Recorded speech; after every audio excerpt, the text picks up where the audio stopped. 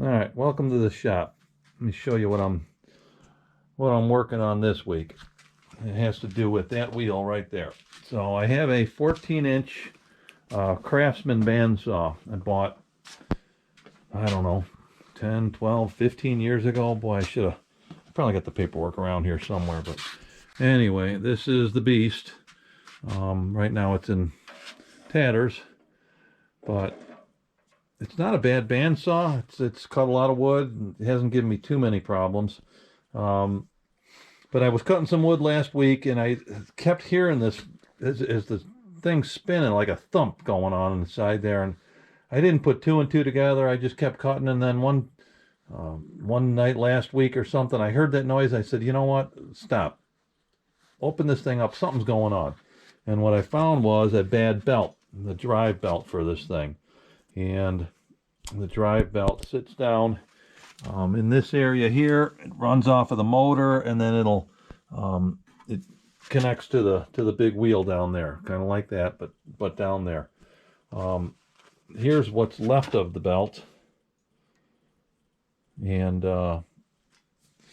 when it broke, I was in the middle of cutting some wood for a friend from church, and we were resawing a bunch of walnut boards he has. He's making some boxes, and he's resawing these pieces. So he came over and we started resawing. I got about halfway done with it, and I knew the belt was going. I had one on order, and I told him, I said, this thing may not last too long, and we made it halfway through, and then it broke.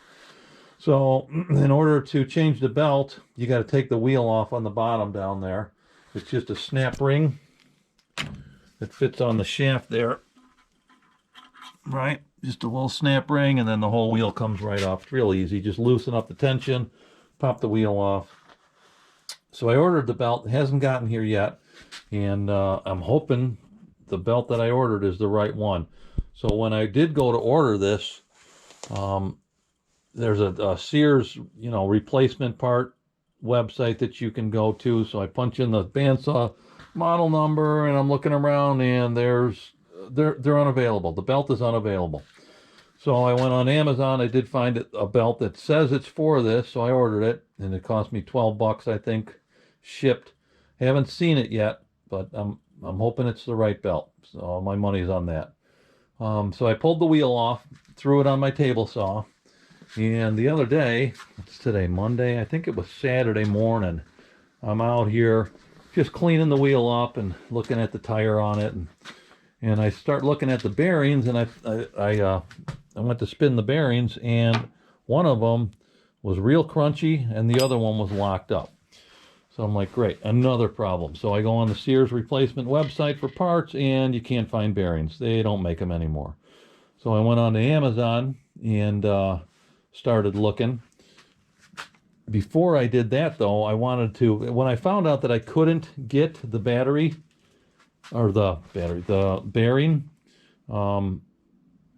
from Sears, I started looking at, okay, where am I going to get it? What's the size of the bearing? So what I did was I measured it. So here's the old bearing here, and here's my veneers.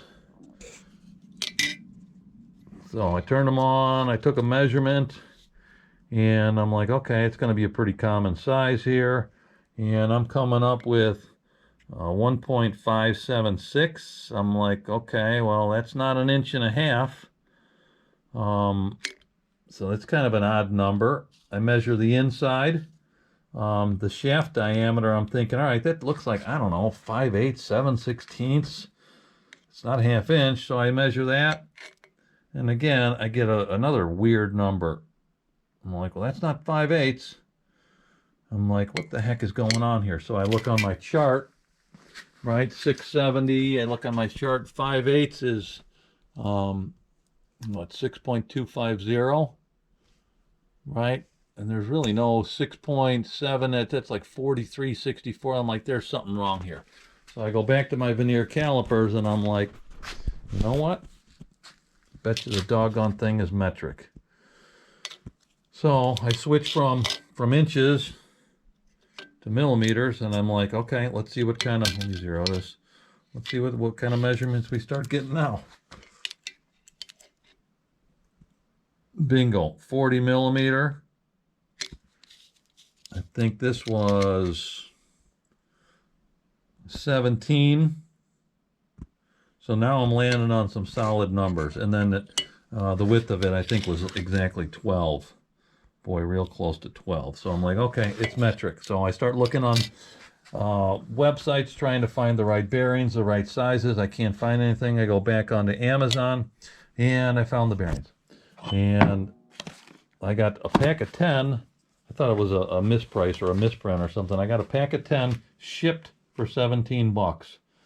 So I don't know about the quality, but for 10 of them, and right now I only need 2, I thought that was a good deal. So I ordered them, got the bearings in, pounded the old bearings out, and basically you just, you know, grab a punch and just punch them out. So that's what I did. I knocked them out, cleaned up all this in there. Snap rings, those are your stops in there, are these snap rings. And so I took the snap rings out, cleaned everything up, flushed it all out, put the snap rings back in, and then put a bearing in there on one side. And before I put it in, though, I'm gonna see if I can mount this camera onto something here. But I had to grease them. So they're okay on the grease inside there, but as much as I use this thing, I wanted to, I grabbed my old bucket of grease, and I pulled the cap off, and then just packed them with grease, and then installed them in there. So that's the one that's installed. So let me show you how I do the other one. Let me get a camera mounted on a tripod, and I'll show you how I do it. All right, so I'll show you how I repack these bearings. And let me put some gloves on here. This stuff's nasty, but it's a good wheel bearing, high temperature grease. So basically what I do is just I use a small pick and try and get this thing off without doing too much damage to it. It's just a cap. I don't know if it's magnetic. No. Okay. And then there's the inside of the bearings, and I just grab a little grease, and I just pack it in there. It doesn't take much, but there is some in there, but there wasn't a lot.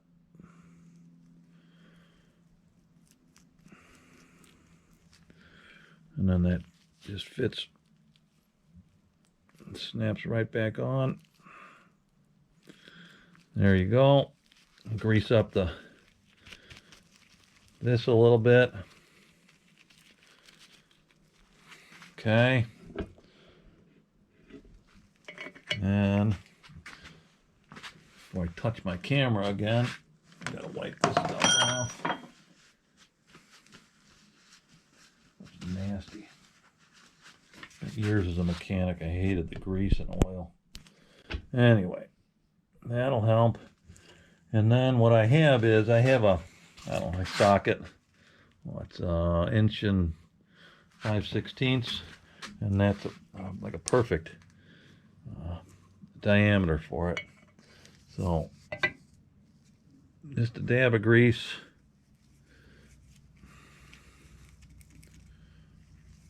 In there, put the bearing in there,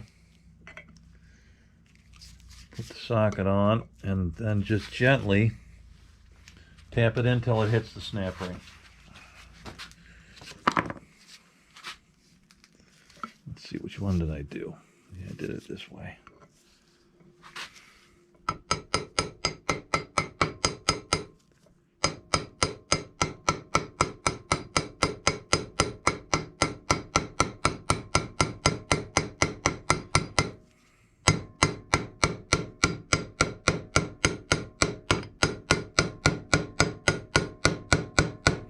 And you'll notice a different sound when it bottoms out on that snap ring. There it is. You can just feel it. It's a solid. That's it.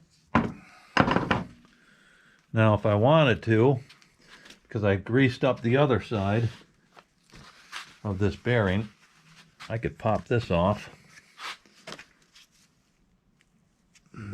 Hopefully without damaging it too much. Come on. And then put a little bit more grease in here on this side. I don't think you can have too much grease in something like this. So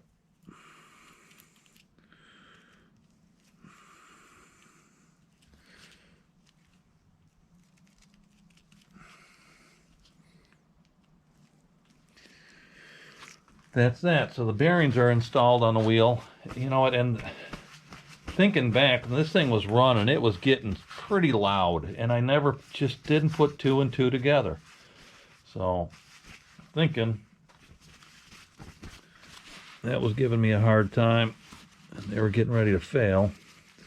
But now that I got a pack of 10, or I got 8 more left, I think I'm doing pretty good. So again, that belt sits on this this edge of the wheel here. There's 2 different speeds you can set the blade at, or the wheel at. But anyway, that's my project tonight. Now I just wait for my belt to show up, and hopefully it's the right belt.